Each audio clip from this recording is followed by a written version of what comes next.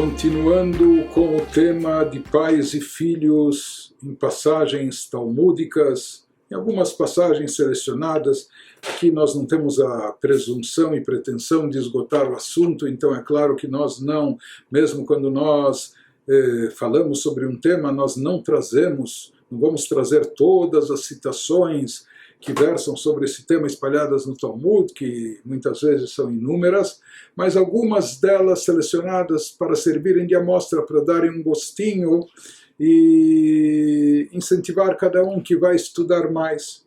Me parece que na exposição anterior, na sessão passada, eu acho que acabei esquecendo de mencionar a fonte no Talmud, de onde é extraída aquele relato, aquela história sobre a bênção entre os dois sábios. Então isso se encontra no tratado Ta'anit 5b.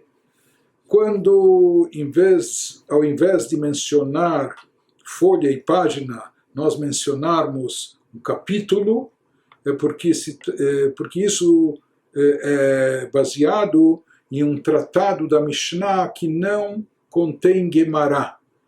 Não são todos os tratados da Mishnah que têm Gemará, o que chegou às nossas mãos. Então, quando nós mencionarmos capítulo, isso se refere a um capítulo do tratado de Mishnah. Quando mencionamos a folha e página, se refere a uma citação extraída da Gemará.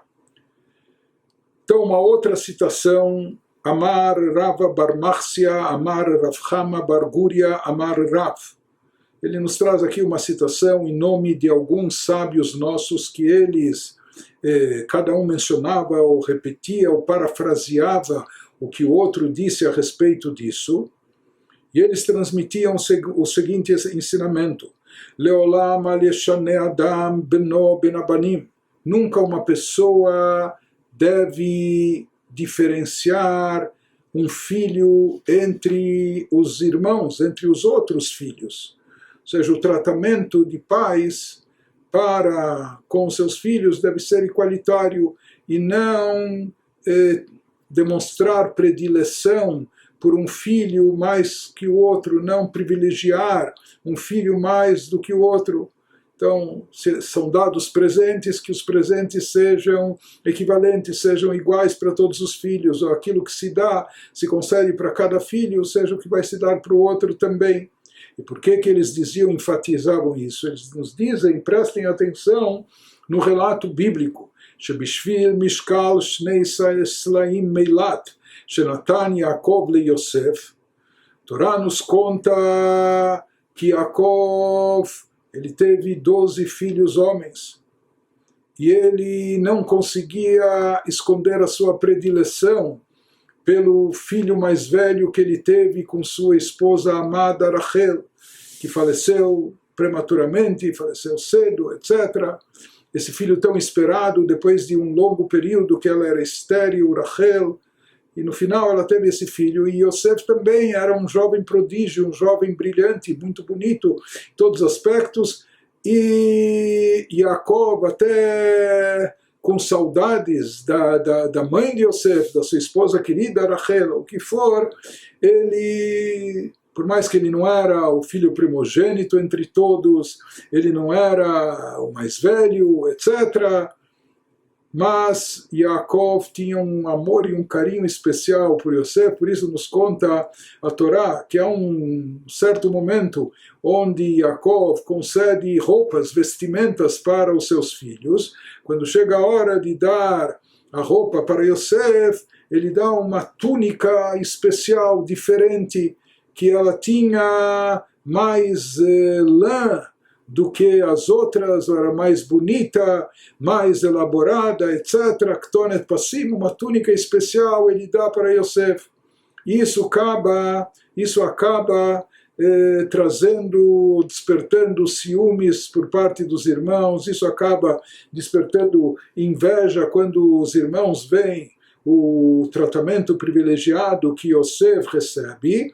E o que isso acaba causando? Nitkaneu boechav, por causa dessa inveja, nitgalgela davar biardu avoteinu lemitzrayim. Por causa disso, os nossos patriarcas acabaram caindo no Egito, onde foram escravizados durante muito tempo.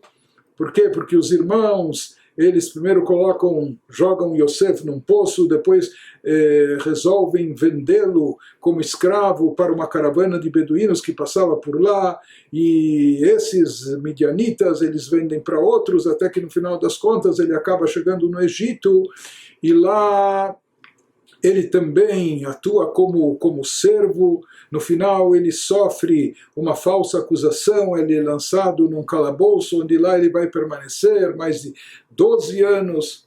No final das contas, se é que pode chamar isso de happy end, de final feliz, ele acaba sendo nomeado vice-rei do Egito e o homem do poder naquele país, que era na época a potência mundial.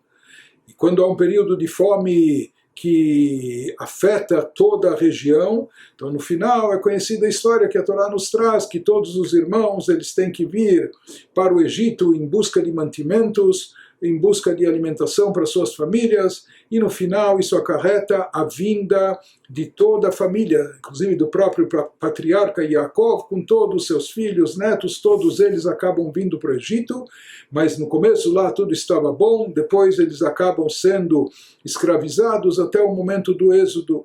Então aqui os sábios nos dizem e nos lembram como começou tudo isso. Na verdade o que acarretou tudo isso foi a venda de Yosef como escravo, quando ele foi parar no Egito. Então vejam só, por causa de uma diferenciação que Yaakov fez entre os filhos, dando algo mais bonito, mais caprichado para um deles, para Yosef, isso gera ciúmes, inveja, e no final as consequências disso foram desastrosas para toda a família, inclusive para as descendências seguintes. Então, baseado nisso, esses sábios diziam que todos os pais têm que ser cuidadosos e dar um tratamento igual, equalitário para todos os filhos. Isso se encontra no Talmud, Tratado Shabbat 10b.